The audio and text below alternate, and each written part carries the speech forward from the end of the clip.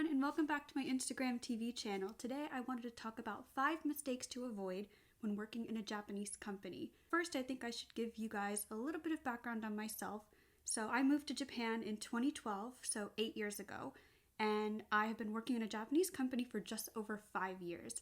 I have been in 4 companies, it's my 4th company now, so I have a variety of experiences on different bosses, different job types, also different working environment. Please take this with a little bit of a grain of salt because this is just a base that I've found to avoid when you're working in Japan, but it's not a you have to do this type of thing. Take this as a kind of baseline, and then when you get into your company and you figure out what the company culture is like, then you can adjust it from there. So without further ado, here are 5 mistakes to avoid when working in a Japanese company. Mistake number 1, being late.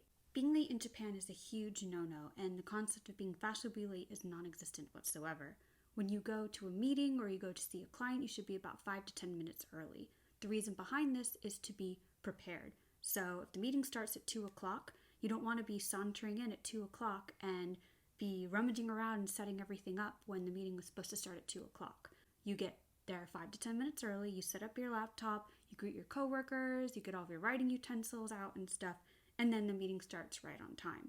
It's also the same thing for the beginning of the workday. I normally get to work about 10 minutes early, and that gives me enough time to go get a cup of tea, get something to eat, open up my laptop, and read some emails before the beginning of the workday. My very first company that I started working for in Japan, they made me come 20 minutes early to work to do radio exercises or radio taiso with everyone in the company and to be prepared before the beginning of the workday. So if the workday started at 8:30, I had to be there at 8:10 on the dot. Moral of the story is you come early to be prepared so that you are not disturbing your coworkers and things can start exactly on time.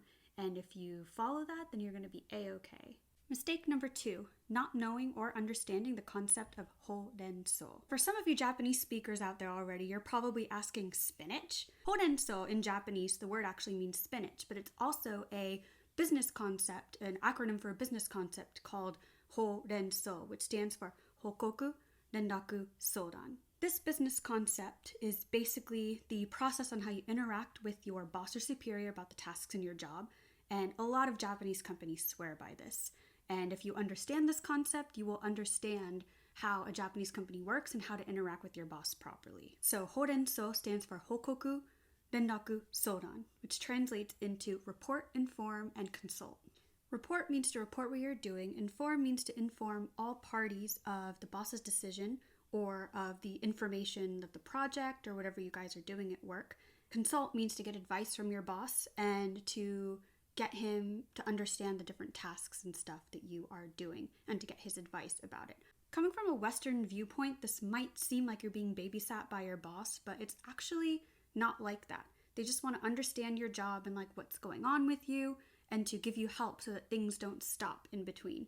I've had a little bit of trouble with some bosses in the past because of this, because I thought that by them asking me what I'm doing all the time and calling me up and following up and stuff, that they were babysitting me and they didn't trust me. That's not the case at all. There are some times where I've been stuck on something and my boss calls up and I talk to him about it and he gives me some great advice, and there are times where he actually pushes things through for me that I actually couldn't do on my own. Now, whenever my boss calls, I gladly pick up and I accept and I talk to him about what's going on, because it's really good in a Japanese company to be very straightforward and transparent with what you're doing. It's important to follow and understand this so that you can understand how to interact with your boss, as I just explained how I understand the concept now, and now I understand how to interact with my boss and that he's not babysitting me. If you want more information on it, go to the link in my profile and I will have a link to this concept of horenso if you want to read into it more.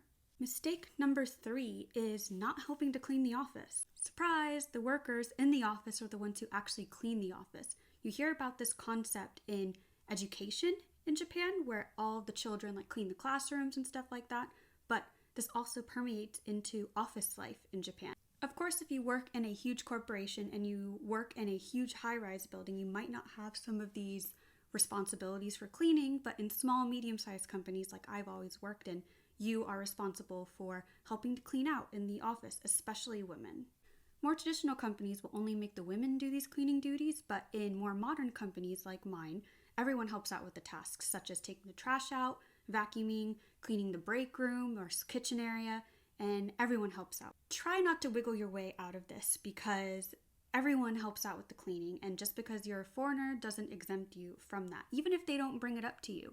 I would say be a self-starter, and when you first come into the company, ask about cleaning duties and if you can help out with that, because sometimes they won't speak up at first about it.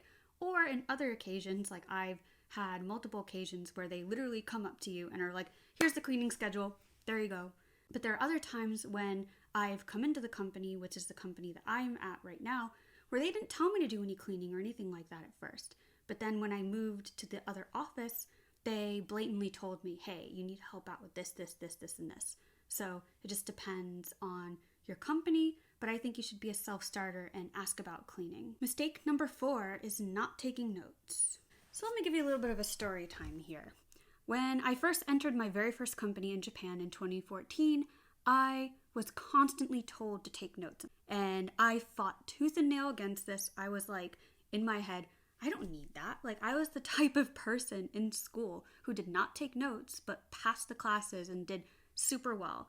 But when it came to working at a company, they kept on telling me, like, you need to take notes, you need to take notes. And I didn't listen to them for the longest time. But then my boss started to get really upset and annoyed at me because I would forget little things that he said because he sat next to me. He would turn to me and be like, oh, blah, blah, blah, this, and this. And then a couple days later, he would come back to me and be like, you didn't do this, or didn't you listen to what I said about this? And I'd be like, no. So I learned that you really need to take notes. And this isn't just for your work obligations and stuff. This is also because it is very impolite in a lot of circumstances to not bring a notebook or take notes in meetings.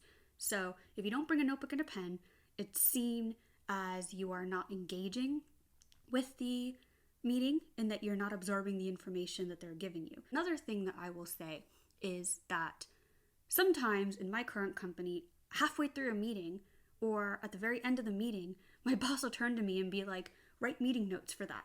And at the very beginning, I did not really have that many notes to go off of, so I had to go off of everything in my head, which worked out okay. But then I realized that my boss now really likes to turn to me halfway through or all the way through a meeting and ask me to do the meeting notes. So I've really begun to write more detailed notes at my current company now. So that's another thing. There'll be lots of meeting notes that if you're one of the younger ones, or if you're a woman, because a lot of the time the women are the ones who write the meeting notes, then you'll have to be the one who's kind of secretary, write all that down and send all the meeting notes to everybody afterwards. And mistake number 5, last but not least, is forgetting proper greetings. Aisetsu, or greetings in Japan, are extremely important to daily life, but also in the office. If you don't do your proper greetings, then your coworkers will think that you are not polite, and they can be seen as very rude. When you come in the morning, you say "Ohayo gozaimasu," which is good morning, and when you are leaving for the day, you say "Osaki ni shitsurei shimasu," which means excuse me, I'm leaving before you.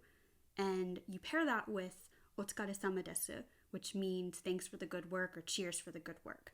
And if there's one phrase that you really need to know in a Japanese company, it is "Otsukare-sama desu." You use "Otsukare-sama desu" not just for the end of the day, but throughout the entire day when you're greeting your coworkers. So some examples of this is if you're talking on the phone, if you know directly that it's them, like if they're calling you online or like on WhatsApp or whatever, you pick up, you say, "Otsukare-sama desu." And also, if you don't know who they are and you're answering the company phone, like, "Hai, nani nani kaisha desu." "Nani nani san, otsukare-sama desu." And yes, you do the bow thing too because Japan. Also use it when you just greet other coworkers throughout the day. So whenever I go to another part of our company or the other office, I always greet "Otsukare-sama desu," so that they know like I'm there, and just to say, "Hey, what's up?" That is just a very polite way to say hi to your coworkers and to interact with them, because greetings are super important, as I said. Word of caution is "Otsukare-sama desu" is only used with your coworkers. It's not used for outside of your company. So in Japan, there's a concept of shanai and shagai, which shanai is inside the company and shagai is outside the company.